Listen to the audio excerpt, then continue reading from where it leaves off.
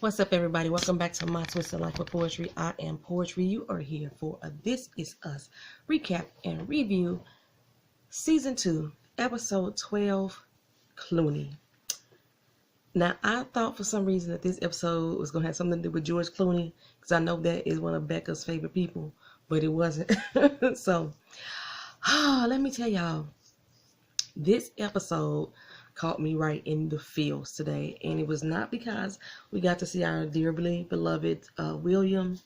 It was not because of Jack. It was because of the subject matter on this episode. So I had to calm myself down for a minute. I got a little emotional, a little teary-eyed, and hopefully I don't get teary-eyed doing this recap, because I know that I'm probably going to talk about what the heck I'm talking about.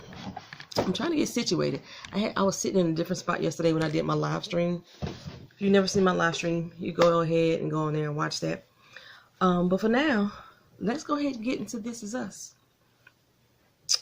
While this small YouTuber still has a YouTube partnership. So,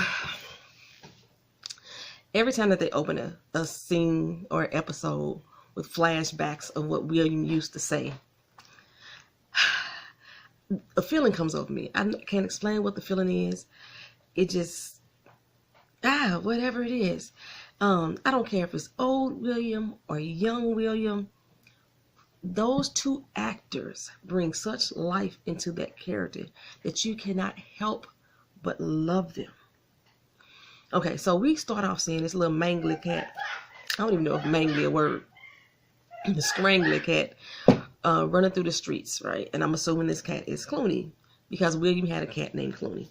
The next scene, Kate comes in and tells Jack and Becca, hey, I'm going to this dance with my friends. I need to get a dress. Mama, go to the mall with me. Becca is so taken aback that she wants her to go to the mall with her. She's like, did you just hear that? She want me to go to the mall with her. Oh my God. So Jack is like, you know what? I'm going to tag along. I need to go to the mall too. I need to pick up some suits for work, because Walter getting on our doggone nerves. He wants us to step our game up. So I need to get some suits.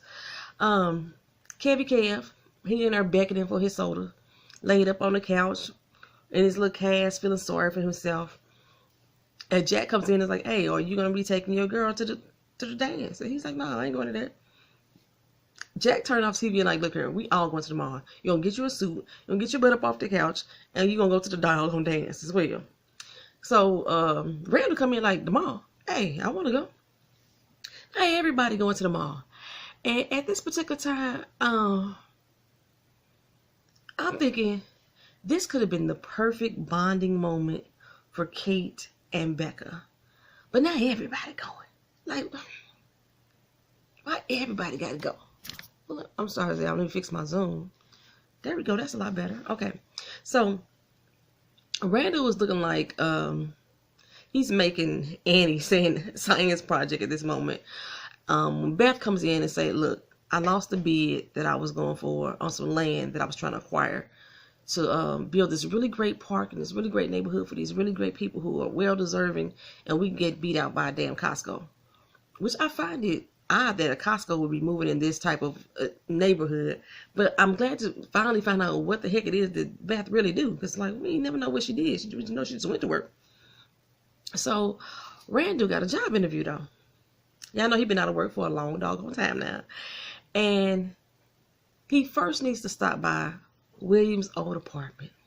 Every time I say William's name, it just bring a smile to my face. He got to stop by William's old apartment and pick up a box that was found, or yeah, one of the neighbors had, or one of the neighbors commandeered or whatever. He had to go pick up this box. So Beth was like, shouldn't you be preparing for your job interview right now? Well, Randy was like, that job don't excite me. When we was getting ready to adopt, you know, that juice that had got me flowing, my juices got flowing. That's the feeling I want to have when I go look for a job. I ain't got that about this place. When I get that feeling about a job, I know that's the interview that I'm be happy to go to. And she like, but you still going, right? He's still going. So Kate is back in Eaters Anonymous. I guess everybody's trying to get their life back on track. She's back in Eaters Anonymous, and she's telling them that, you know, she fell off. She fell off the wagon hard when she fell off. And, you know, it was due on the tail end of her having a miscarriage. But she bouncing back, you know, because her and Toby is about to get married. She's so excited, so happy about this wedding. Now, he done talked to her into having a traditional wedding, something that she knows she's always wanted. And the one problem that she's going to encounter is getting that dang old wedding dress. When I got married in a cream color suit. I said the next time I get married, I want to go all out. I want the full on. I got to find some friends so I can have bridesmaids though. But I want to be in a gown with the veil, the trail, the little lattice bodice. Yeah, I want a big wedding. Next guy I get married to. Whoever you are out there, whenever you know, watch this video, y'all know I want a big wedding. So she about to become a blushing bride, but she's really nervous about that dress. Well, Kevin is about to get out therapy, and Babs is telling him, hey, you doing real good. And you ready to get up out of here, but I do not think you're ready to go back into your old life. I don't think you should walk out these doors and walk back into that life that you had, because you're not stable yet. You need some direction. You need some guidance. You need some support behind you. So he was like, he said, you know what? I agree with you, Babs. I can't call you Babs, right? She was like, no. Can't be KF. I am the only person that can call her Babs and get away with it. Understand that, okay? So he said, I'm gonna go stay with my mama. And I'm like, what? You finna go stay with your mom's? So he finna go stay with his mama, and he gonna lean on her for a little bit. And I am so surprised that is where he went, because normally he would go run to Kate or go run to Randall. Even though he didn't want to be with Randall, he would still go run there. Anything but go to his mama's house. But he's finna go to his mama's house. And I guess it's good he's not going to Randall's, because Beth would probably have it all gonna fit. But see, he had a problem too. His problem is Miguel. Well, so Becca has stockpiled the house with everything that Kevin loves, you know. And he like, not so much. I think Kevin was trying to fit into this Hollywood celebrity image. He's eating kale on top of kale, fried kale, grilled kale, kale chips. You know, he was eating everything kale. And now he like, you know what? I'm just gonna go on the straight sugar bins. Give me some Skittles, some Starburst, some Fruit Loops, some Juicy Fruits. I just need some candy. I need some sugar. I hope he's not going to replace his drug and alcohol addiction with a sugar addiction. But right now, that's what it's seeming like. So, he like, you know what? I'm going to go ahead and go to the grocery store, and I'll pick up the things that I need. And she like, cool, I'm going to go with you.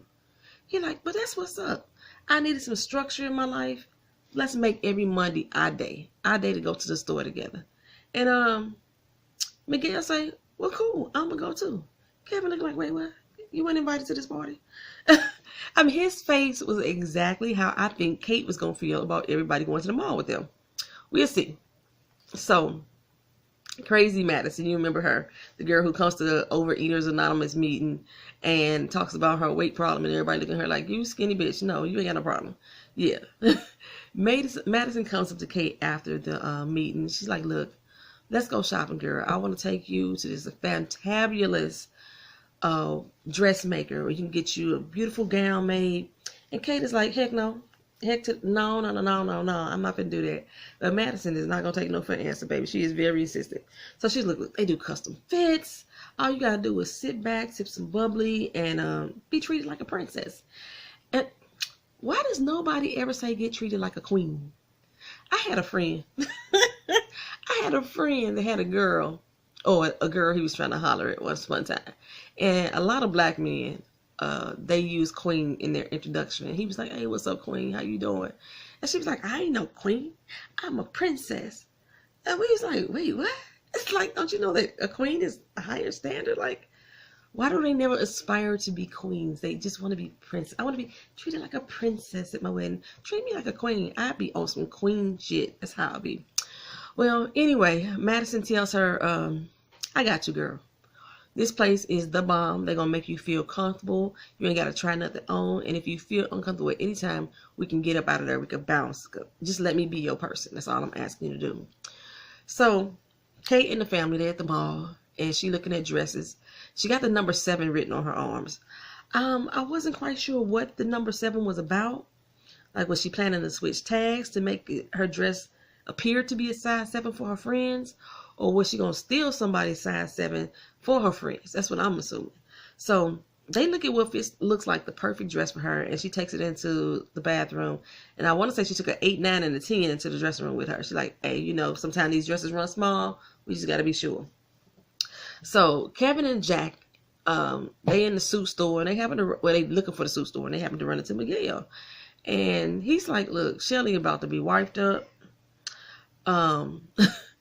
She got a new man. He got her and the kids out skiing. Like, she ski now. Like, she used to do that stuff.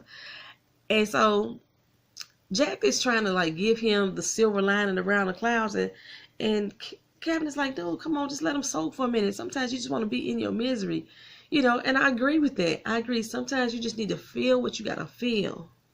Let that pass through. Don't dwell in it. Just feel it and move the heck on the best way you can. But, yeah, I don't think it's healthy to try to suppress your emotions. Like, you have a heartbreak and you're like, fine, I'm just going to pick up my boots and put my big girl drawers on and step out there and forget all about him. Feel that emotion, or you're going to take that and turn it into bitterness and put it on to the next person. That's how I feel.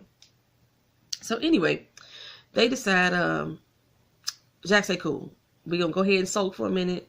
What you want to do? You want to go hit the arcade, or you want to go eat some food? They choose the best way to go soak in your misery. Not the healthiest way, but food. So Randall is going around the store on his own, and he sees some chick in the store, a little redhead girl, and all of a sudden he gets nervous and he back out the store. I'm like, wait a minute, Randall feeling somebody. He feeling somebody when Beth, what? He didn't know Beth at this time. He didn't know Beth until college. But anyway, they said he didn't even have the courage to talk to Beth. So I'm like, okay. So Randall heads to William's apartment to go pick up that box. And of course I brace myself because I just know something is going to happen. It's going to give us a flashback of William. As soon as he gets to the top of their steps, why does dearly beloved William come walking past, just whistling? I'm like, small William. Oh my gosh. Why do we love William so? Like, why do we love him so? William was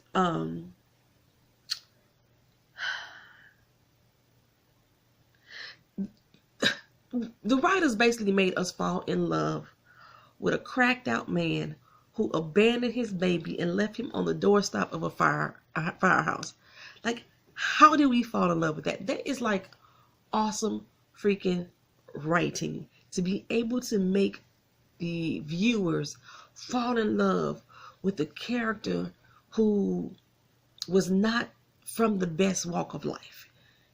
Oh my God, we just have so much compassion for William. Then William turned out to be gay, and he was a junkie, and he had everything going on in his life that was just like, he is getting this thrown loops left and right. He was dying. It's like, oh my God, and we love William. That's the type of writing that I want to do. That's the type, as an author, I want to write characters that make people feel like, just that when you turn the page and you see that person's name on the paper, you just like, that's my person. You know what I'm saying? Or they a bad guy that's written so well that you start rooting for them. That's the type of writing I want to do. So anyway, Randall knocks on the door, and they're staying for Martin. I haven't seen him since Martin either. Has he played anything else besides Martin? Well, anyway, on this show, his name is Lloyd, and he's the one that took care of Clooney for William, but it appears Clooney has ran away. So that must be Clooney that we see him running through the streets. I mean, he got cars almost running over him, people on bikes almost running him, they stepping on dogs, barking at him, little kids chasing him. Clooney is all over the place. And Lloyd said, strays always wind up with somebody that need them. So Randall was like, yeah, I know the feeling, bro. It was almost like he was talking to him about being a stray. So Randall takes the box, and he's sitting in his car, and he starts going through William things, and he pulls out some music, and then he gets to a poem about some woman, and there's some drawings there, and he's like, is this her? This might be the woman.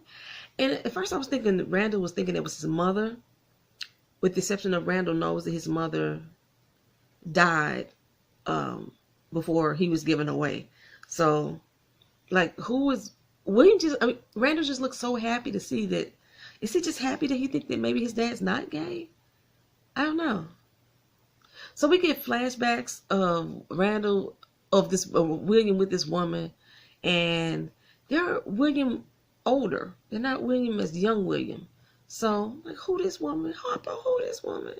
That's, that's what I'm trying to figure it out. So, Kevin and Becca are in this grocery store, and he tells her, you know, hey, I lost Dad's necklace. And he feels so bad and so guilty about it. And she was like, you know, you've been going through a lot, so don't stress off that. And she said, it's funny that you beating yourself up about losing the necklace, and I'm beating myself up that I can't take mine off. That guilt, she's like holding on to Jack when she's supposed to be loving Miguel. That's what I was getting from that. So Kevin, Miguel, and Jack, they in the food court, and they having some little male bonding time. And Kevin's like, look, what the heck am I going to do now? I used to love watching football, and now all I want to do when I try to watch it, it just makes me sad now. So, like, everything that I ever wanted to do was football. And now when I watch football, I just get sad and depressed. And Miguel was like, dude, that's a catch-22. Jack was like, hey, find something new to love. Find something new to love. He seems a bit disconnected from the convo up until the point that Randall walks in.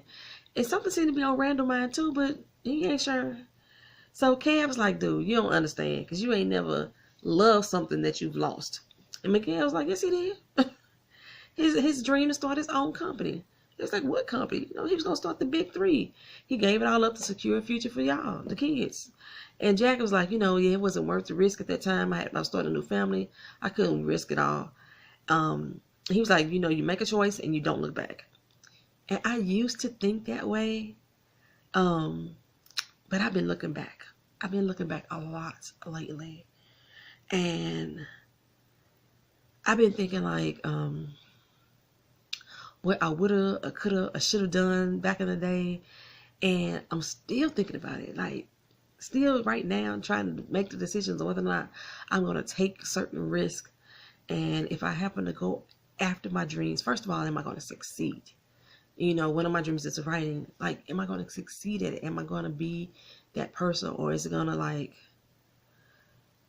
it's a scary thought. It is so hard to do at my age, first of all, because I've lived my life and I'm kind of set my ways a little bit. I'm kind of complacent.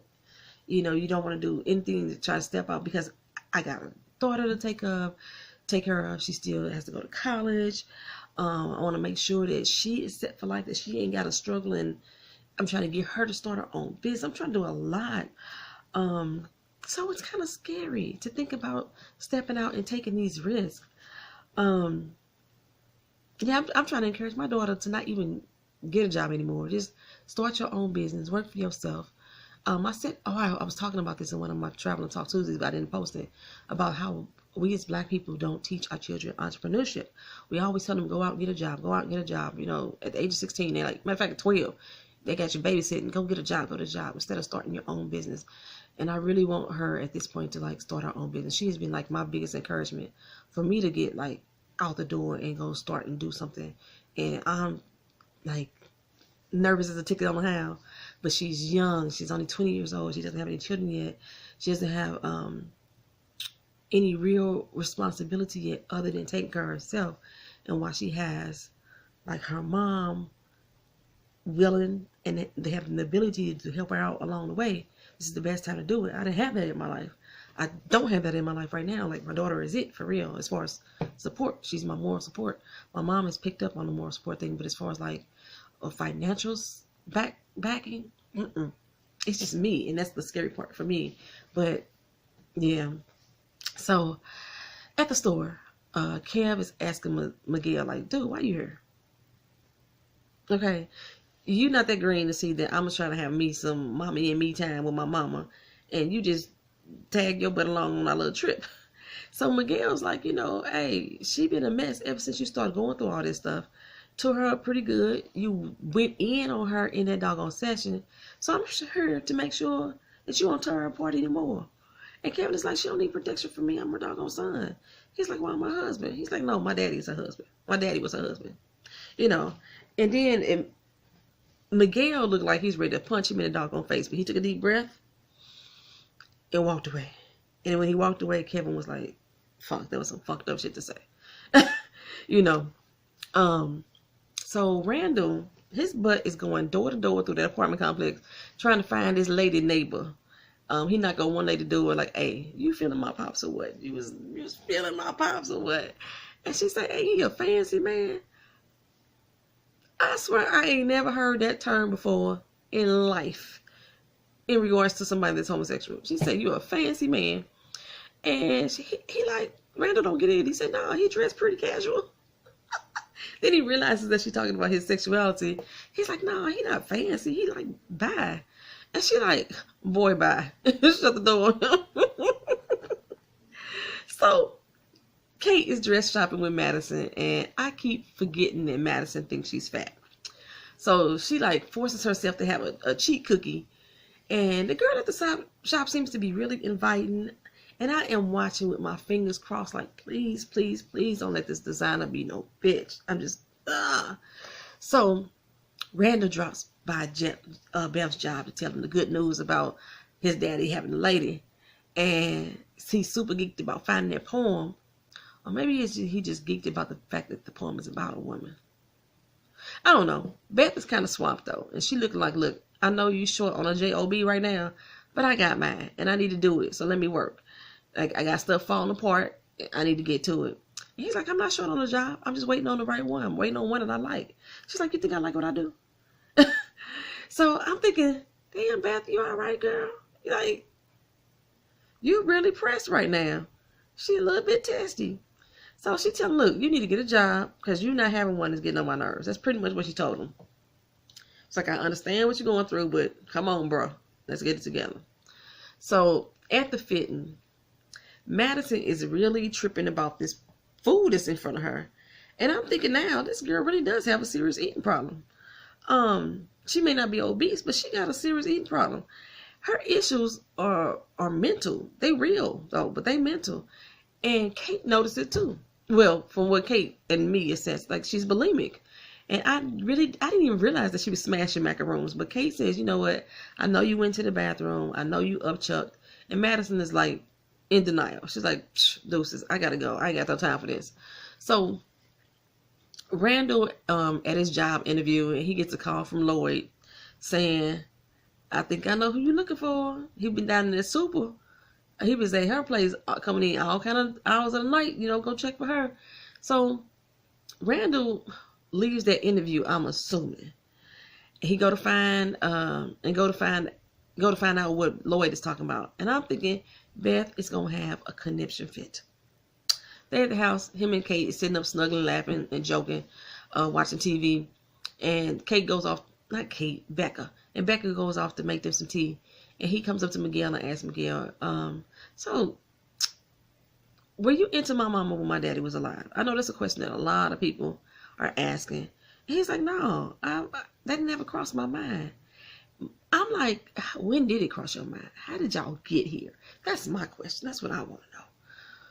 So Kate gets a call from Madison, and she rushes over to find out that she done passed out, cracked her head because she fell, and she must have got dizzy from throwing up her food is what I was getting. So because her body's not getting calories, she ain't getting no proteins, no carbs, she ain't getting none of all the stuff she needs to sustain, get some energy. Becca, she finds Kate in a whole nother store. Like earlier, Kate had dashed out on her mama when she came up from trying on them dresses and just left her in that store. And I'm guessing none of the clothes fit her. Or she didn't like how they looked. Because, sometimes, like, I've gained a lot of weight. Y'all didn't know me when I was smaller. I gained a lot of weight. I'm, really 70 pounds overweight according to medical standards. According to medical standards, I'm 80 pounds overweight. According to my standards, I'm 60 pounds overweight. So sometimes when I try on clothes, even though they look cute, when I try them on, I could fit them, but I still don't like the way I look in them. So maybe that's what was going on in that dressing room, why she didn't try out like those clothes. So anyway, I just need y'all to know, in 1990s, did Charlotte Russe exist? Y'all see that Charlotte Russe in the back? I had to go Google it and look that up. And yes, they did. They have been in existence since 1975. Started out on the West Coast and then made their way across the 46 different states. I was like, Charlotte Russe been around. It was around in the early 90s. Yep, they sure in the heck were. So look at me. I do some more little research and stuff. So, Randall, he's still on that search for this missing lady, his daddy's love. And he goes to the super. He like, you her? You the super? I'm feeling a bit average right now, but yeah, I'm the super. And so he asked her the same thing that he was asking everybody, was you and my daddy an item? She laughs as hearty as a laugh as the second lady that Randall had rolled up on. And he is disappointed, but the super's like, look here. When he left though, it was like our heart was missing and like our blood didn't have no place to go. And I'm thinking, yo, I have to apply the poetry in those words. I was like, oh my goodness. So she takes him to William's old apartment and she tells him to look around. And he's kind of reluctant to do so, but he goes ahead and look around. Now, Clooney has been running around all this time throughout the show. Like I said, I don't know if that's current day Clooney or if that's a yesteryear Clooney. And then we kind of found out it was yesteryear. Or at least this particular time, because that mangler cat runs right into William's apartment. And William just takes him in and cradles him up and starts to feed him. And then Randall peers out the window of William's apartment and he sees a billboard up on the wall with Billie Holiday on it. And realizes that William's love, the lady of his life, is Billie Holiday. That's who he was writing about this whole time. Then we get to hear a little bit of William singing God Bless the Child. And you know, I don't know, I should say, you know, my uncle is a performer. My uncle is a performer. He has sung with a lot of groups. And his stage name is Holiday. And he allows people to believe that he's Billie Holiday's son. When she was 13, if I remember correctly, she had got raped. And they never said whether or not a child was conceived of that rape. So based on his age, he could very well be Billie Holiday's son, with the exception of, I know Billie Holiday, my grandma. But that's what, I'm not going to say his name because that's part of his whole stage persona that people think that he's Billie Holiday's son.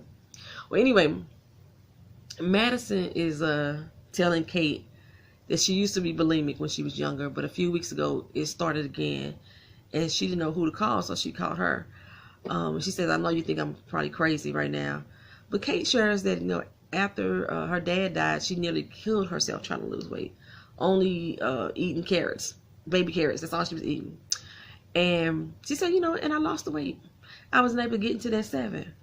But when she got into that size 7, or when she got smaller, she was feeling insecure. She didn't have her weight. And she said she didn't have those voices inside her head blaming her for thinking she was too fat and too pathetic. But without the voice, without her having a weight, she didn't have those voices. So without the voice, she felt like she was alone. The voices weren't there to speak to her. So she said she was more comfortable being fat. So she could be mad at herself. She could have a reason to be mad at herself. And she got used to having that voice. So I guess that was the journey of Kate going back to being fat, because she needed that voice to tell her that she was pathetic and she wasn't worth it or something like that. She got addicted to that voice. I just love how this show tackles topics like these. I mean, they were able to address the mental side of bulimia and obesity, depression, low self-esteem, dependency, neediness, all in one conversation. Y'all didn't even realize I got hit with all that, right? But in the end, I was thinking, oh, look it, they're going to end up being friends. And Madison, she think, yeah, I got me a best friend now, girl, hey. And Kate was like, dang, I got a friend. I guess I do got a best friend. That's kind of weird. I thought that was so cute. Madison crazy, great. But she was like, oh, I got a best friend. Well, Beth brings Randall back to his father's old building. And he says that I've been doing a lot of searching. The old box brought me back to this building. And it led me to a poem. That poem got me looking and searching for my father's lady. And that lady happened to be Billie Holiday. But that took me right back to the poem. That took me back to the lady, my lady, who been searching for beautiful spaces for needy people and back to my lady that has always been the answer to everything I've been searching for since I was 19. I was like, you don't go ahead and say that, Randall. So then he offered to buy his father's building with Beth to help make the people in that building have a better life. And while he's talking to her about the dream, we see Clooney again. Clooney has now found a new home with another little boy who lives inside that building. So, the straight always find somebody that needs them. So Randall, young Randall, gets the nerve to go back into the mall in the store and ask the little young redhead girl out. Her name is Allison. And Kev tells Jack, hey, what about now? Now is the time, Dad, to go after your dreams. And he's like, nope, can't do it. I got to get you guys through college. See, that's exactly what I was saying. It's kind of where I am, like right now. Like, I want my daughter to succeed. I want her to, like, get on her path. And I'm still kind of tiptoeing down mine, And if I walk away from my job right now, just to pursue my dreams, like, how we gonna fucking make it? Like, what about her school? Like, how we gonna afford rent past the first year? Or, it's a daunting feeling. It's really daunting. And this is the thing that got me emotional while watching this, because these subject matters that they talked about here are like so freaking personal to my current situation right now. But the sacrifices that we make as parents, and Kevin feels the guilt. He feels the guilt, but he also feels blessed to have a dad that was willing to sacrifice all that for him. This episode was just speaking to me. It was just speaking to me. Kevin tells, even like Kate and Madison, because Madison was like, hey, we should do a podcast. And it's so funny that Tina, so I have a watcher named Tina Beth. She's been on a few of my videos telling me that I need to give me a podcast all this week, especially with what's going on with YouTube about to try to remove smaller channels from the partner program. It's like, do a podcast. So I say, and y'all know I believe in like signs and symbols and stuff like that. I'm like, okay, this whole episode is just, it was for me. This whole episode was for me. Kevin go talk to his mama, and he tells her, look, I noticed that every time I come in the room, you pull away from Miguel, and you don't have to do that. You don't have to do that. And she was like, I didn't think that you wanted to see us this way. He said, well, are you happy? And she said, you know what?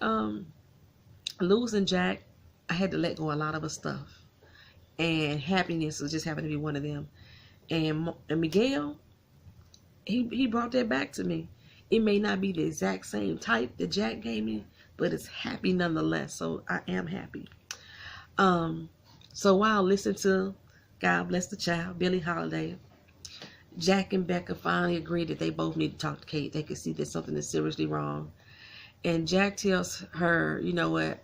I think it's time for me to go ahead and start that business that I dreamed of. And at first, Becca was like, wait, what? But then she reserved to the idea. Then Becca said, hey, did we forget something at the mall? Jack's like, no. She's like, it's something we forgot. Then they focus in on the dog of smoke detector.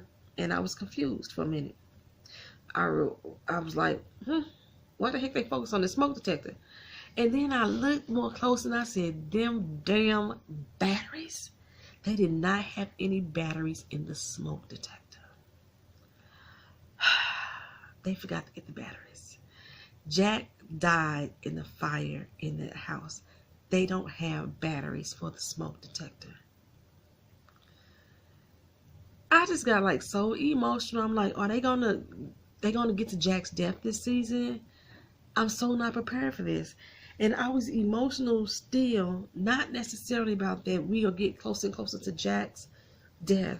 I was emotional because I'm always thinking that I'm gonna die before I get any dream of mine accomplished. I always had that thought in my head. Y'all have to watch some of my PNTVs or my Traveling Talk Tuesdays to like really get into my head and my mind and see exactly what I be thinking. And I like, especially on Traveling Talk Tuesday, I really talk about what I'm thinking and what I'm feeling. And I am a person that believes in signs and symbols, a little superstition here and there. And my worst fear is death. And now that I'm like, I feel like I'm getting a closer and closer step to death, get into my dreams or get my dreams achieved is something that I want to do. And I'm like, I don't want to finally get to the point that I can start achieving my dreams and then fucking die. And when like that damn smoke detector showing up on that screen at the moment that Jack is now talking about going after his dreams and achieving his dreams, and we see that there's no batteries. He doesn't have any, smoke detector doesn't have any lives. It's so symbolic that everything's about to go away. And he never gets to achieve all the things that he put to the side for the sake of his family. Okay, I'm about to get emotional again. That is This Is Us. Season 2, episode 12. Clooney. Right after this episode was over, I went to go talk to my daughter, and I was like, oh my God, let me tell you about this episode. And she was like, let's just do it, Ma. And like, it's easy to say. She's like, I'm already, I was like, I'm gonna be a real starving artist. She was like, I'm already a starving artist. But not really, because you're living off your mama right now. It is nerve-wracking to think, but I need to make some changes. I do. Crazy that I'm gonna let a TV show guide me into just like, one day y'all gonna have a video on her that's gonna say, I quit my job today. Oh my God. All right, y'all. Thank y'all for coming back. Like, comment, share, and subscribe. Peace.